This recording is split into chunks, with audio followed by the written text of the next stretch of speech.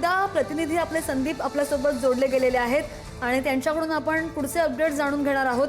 संदीप, आपण पाहतो शिष्टमंडळाने आता पत्र तर दिलेलं आहे, निवेदन दिलेलं आहे, प्रश्नांची सरबत्ती ओढली आहे आणि त्यानंतर आता जी पत्रकार परिषद होईल त्यामध्ये नेमकं काय होऊ शकतं?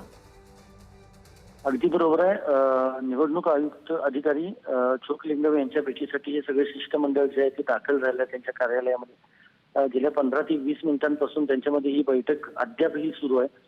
उद्धव ठाकरे यांच्या वतीने खरं तर शिष्टमंडळाचे एक निवेदन जे आहे ते चोखलिंगम यांना देण्यात आलेलं आहे। यापूर्वीच आणि या शिष्टमंडळामध्ये पाहायला गेलं तर शरद पवार, बाळासाहेब थोरात, जयंत पाटील, अनिल देसाई, अनिल परब, त्याचबरोबर इतर नेते मग शशिकांत शिंदे असतील, संदीप देशपांडे असतील, मनसेचे असे सगळे नेते या शिष्टमंडळामध्ये उपस्थित आहेत। अद्याप ही निवडणूक आयोगासोबत या शिष्टमंडळाची चर्चा जी आहे ती सुरू आहे आणि ही चर्चा किंवा ही बैठक संपल्यानंतर सगळे नेते हे यशवंतराव चव्हाण प्रतिष्ठानमध्ये दाखल होणार आहेत आणि या ठिकाणी त्यांची संयुक्त एकत्रित पत्रकार परिषद जी आहे ती होणार आहे। महत्वाचं हेच आहे की महाविकास आघाडीच्या या सगळ्या नेत्यांबरोबर आज राज ठाकरे पहिल्यांदाच त्यांच्या सोबत सहभागी झालेले आहेत। ते शिवालयावर दाखल झालेले होते, त्यानंतर ते शिष्टमंडळामध्ये सहभागी होऊन निवडणूक आयोगाच्या कार्यालयापर्यंत गेलेले होते आणि आता पत्रकार परिषदेला देखील जयंत पाटील, राज ठाकरे हे उपस्थित राहणार आहेत। त्यामुळे पत्रकार परिषद ही प्रामुख्यानं शरद पवार, उद्धव ठाकरे, राज ठाकरे आणि काँग्रेसचे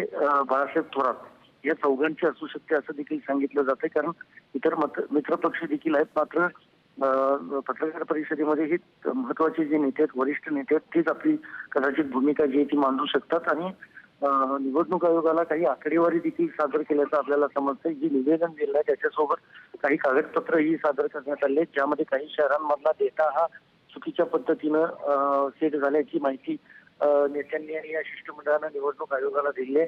त्यामुळे आता या आयोगाच्या भेटीनंतर किंवा एकंदरीत चर्चेनंतर या पत्रकार परिषदेमधून काय भूमिका मांडली जाते महाविकास आघाडी आणि सहयोगी पक्षांच्या वतीनं हे बघणं महत्वाचं असेल। महाराष्ट्रासाठी तीच गोष्ट अतिशय महत्वाची असेल, कारण स्थानिक स्वराज्य संस्थांच्या निवडणुकांची घोषणा जी आहे ती अजूनही झालेली नाही आणि या नाही संदीप, बरोबर आहे। आता हे जे निवेदन दिलेलं आहे त्यावर चर्चा होतीये की निवडणूक आयोग त्याच्यावर काही उत्तर देत आहे हे पाहणं सुद्धा महत्त्वाचं असेल आणि दुसरीकडे जी पत्रकार परिषद होणार आहे, हायलाईट पॉइंट आपण म्हणू शकतो, पहिल्यांदाच दोन्ही ठाकरे बंधू आज एकाच पत्रकार परिषदेमध्ये आपल्याला पाहायला मिळतील।